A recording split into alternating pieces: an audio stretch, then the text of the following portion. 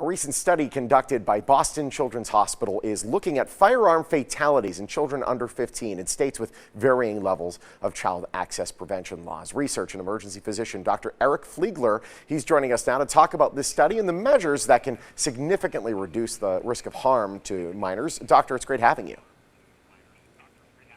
Thank you very much for having me. All right, let's talk about this. This is not happening. This is happening independent of anything federally. This is good that somebody's keeping some sort of count of this. Child access prevention laws, what are they? So the idea of a child access prevention law is a law that is hopefully ideally going to protect children from being killed by firearms.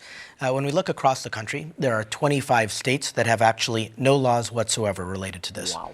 We have 9 states that have what are called recklessness laws. A recklessness law is one that says if I, as the gun owner, hand my gun to a child and somebody is injured because of that, then I could be held responsible. That's what is going on in Nevada. Yeah. And then you have 16 states that have what are known as negligence laws.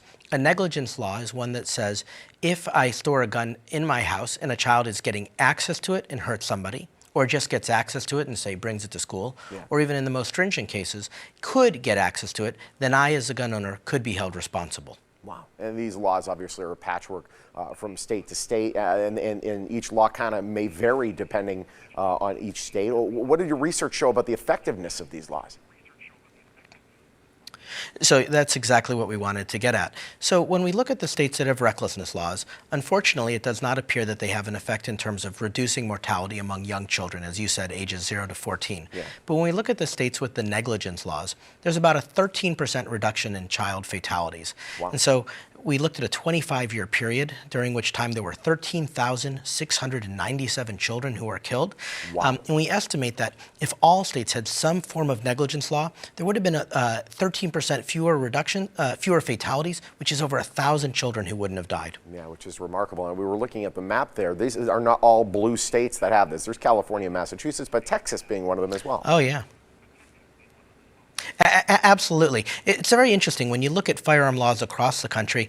While you'd have some expectations of the whole red state, blue state in terms of gun laws, it's actually not the case. There are, it's about whether a state makes a decision that having some firearm laws, in this case, child access prevention laws, are ones that are worth having. These are really uncontroversial laws. These are laws that say, listen, if you're going to own a firearm, you need to store it safely so that these children aren't dying. Absolutely. It's not a gun control thing more than it is a keep the guns out of your children's hands sort of thing. What do you suggest lawmakers do about this?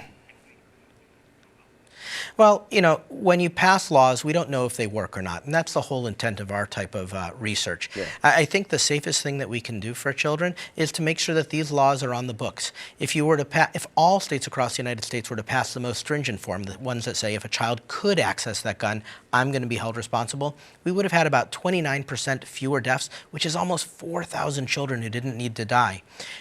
Guns are very prevalent in our country. We all understand that. But let's just talk about children. There are 22 million children who live in a house with a gun. And there are 4.6 million children who live in a house with a gun stored in the least safe manner. That's a loaded gun, unlocked, typically somewhere in the parent's bedroom. Yeah. If you have a gun because your goal is to protect your household, the first thing you need to do is protect the children. Yeah, no question about it. And I know it's something that we all look forward to doing. Obviously, the negligence law being the difference between the two is one takes action after something terrible has happened. The other one takes action before something terrible possibly could happen. And I think that's the big difference there. Where do we go for more information? I think that's a major difference. Yeah. So this study is freely available at JAMA Pediatrics. But if you'd like to understand all the laws that are in your state, you can go to statefirearmlaws.org. It has every single law for every single state, and you can look at it historically going all the way back to 1991. Awesome. Doctor, incredible work over there at Boston Children's Hospital. Keep it up. Great talking to you.